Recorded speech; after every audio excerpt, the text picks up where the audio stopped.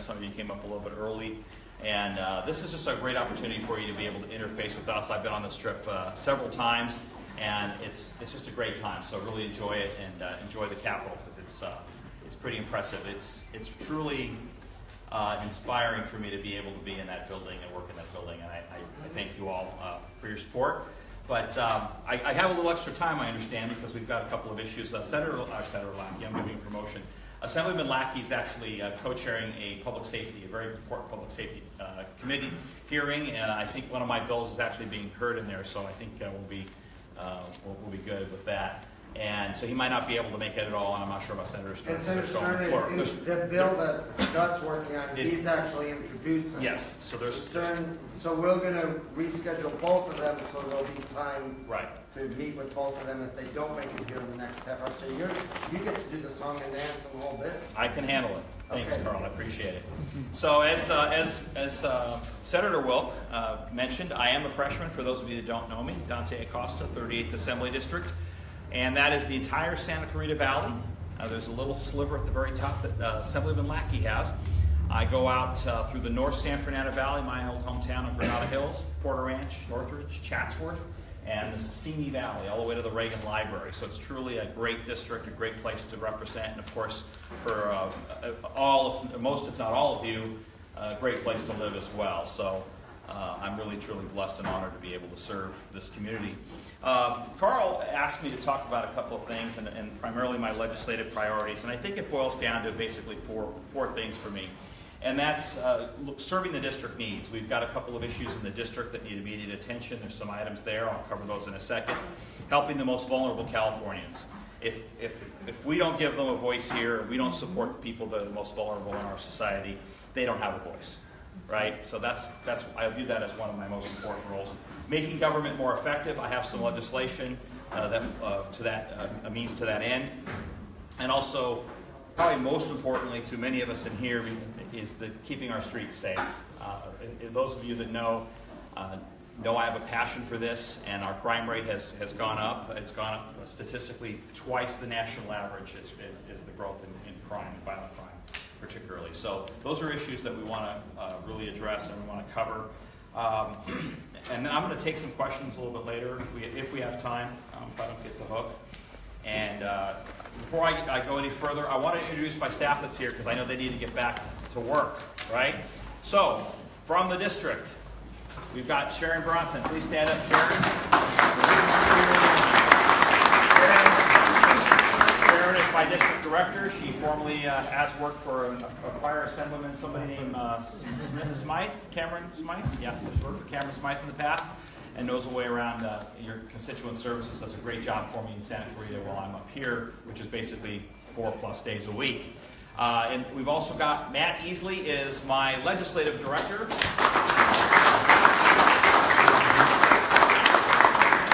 We borrowed him from another office. Thank you, Matt. And Matt is also a reservist serving us in the National Guard. He's a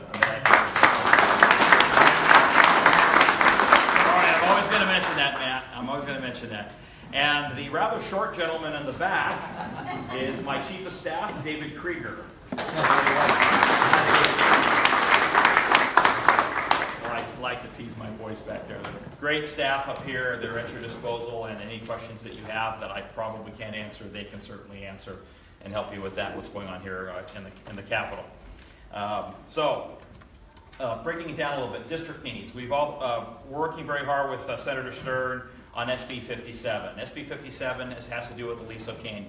So the Aliso Canyon gas leak, as you know, a little over a year ago, took several months to deal with that and to cap that well and to kill it, actually.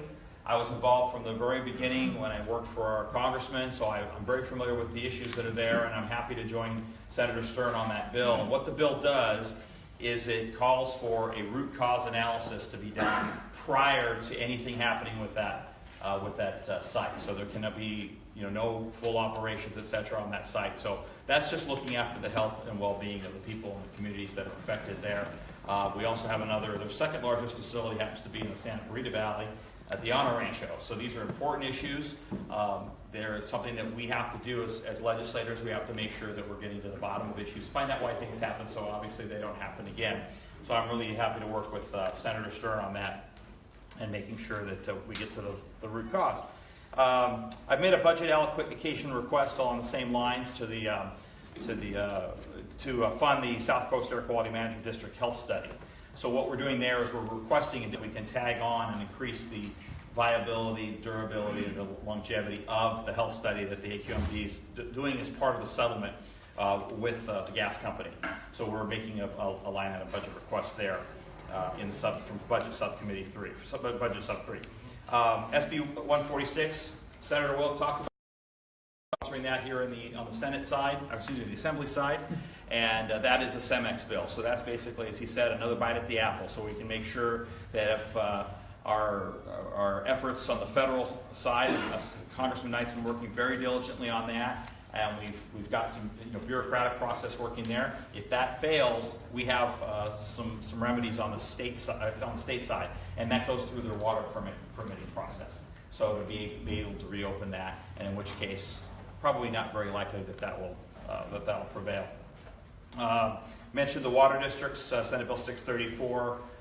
That's the new water agency for the Santa Clarita Valley.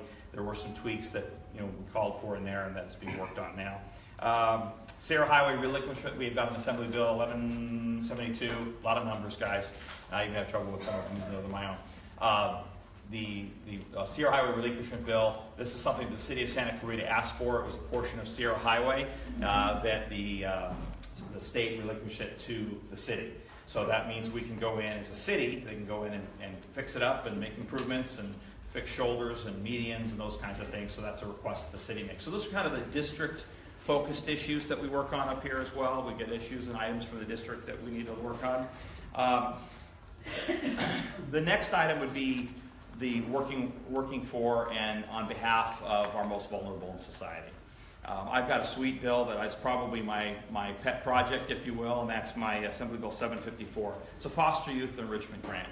You'd all have to probably agree that our foster youth in this state are basically wards of the state. It's our responsibility to look after their best interests. So what this bill does is it allows foster youth or someone on their behalf, probably their foster parents usually, so it can also be a counselor at the school, be able to go in and ask the state for small grants. That's under $500. Some of them can be $20, some can be $50, $100, whatever. And it's to allow them to participate in extracurricular activities.